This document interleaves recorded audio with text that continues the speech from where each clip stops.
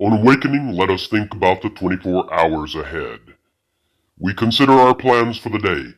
Before we begin, we ask God to direct our thinking, especially asking that it be divorced from self-pity, dishonest, or self-seeking motives. Under these conditions, we can employ our mental faculties with assurance. For after all, God gave us brains to use. Our thought life will be placed on a much higher plane when our thinking is cleared of wrong motives.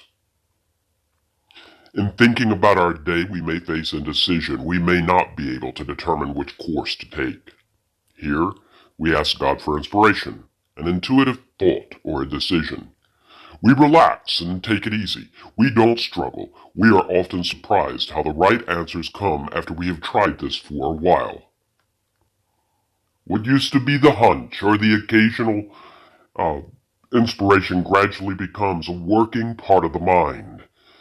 Being still inexperienced and having just made conscious contact with God, it is not probable that we're going to be inspired at all times, and we might pay for this presumption in all sorts of absurd actions and ideas, but nevertheless, we find that our thinking will, as time passes, be more and more on the plane of inspiration.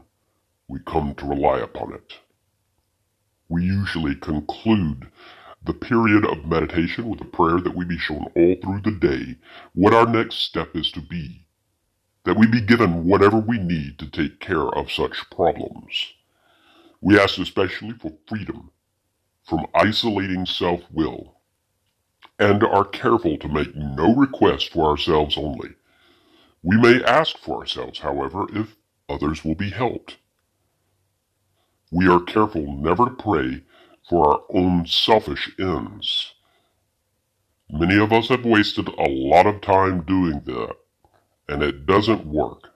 You can easily see why if the disease has relinquished hold of your mind. If circumstances warrant, we ask our wives or friends to join us in morning meditation. If we belong to a religious denomination which requires a definite morning devotion, we attend to that also. If not members of religious bodies, we sometimes select and memorize a few set prayers which emphasize the principles we have been discussing. There are many helpful books also. Suggestions about these may be obtained from one's priest, minister, or rabbi. Be quick to see where religious people are right. Make use of what they offer. I would add, don't be ashamed to see where they're wrong and discard that, as Bill W. did in the beginning. As we go through the day, we pause when agitated or doubtful and ask for the right thought or action. We constantly remind ourselves we're no longer running the big picture show, humbly saying to ourselves many times each day, "Your will be done, your will be done, your will be done." We are then in much less danger of excitement, fear, anger, worry, self-pity, or foolish decisions. We become much more efficient. We do not tire so easily, for we are not burning up energy foolishly as we did when we were trying to arrange life to suit ourselves. It works. It really does.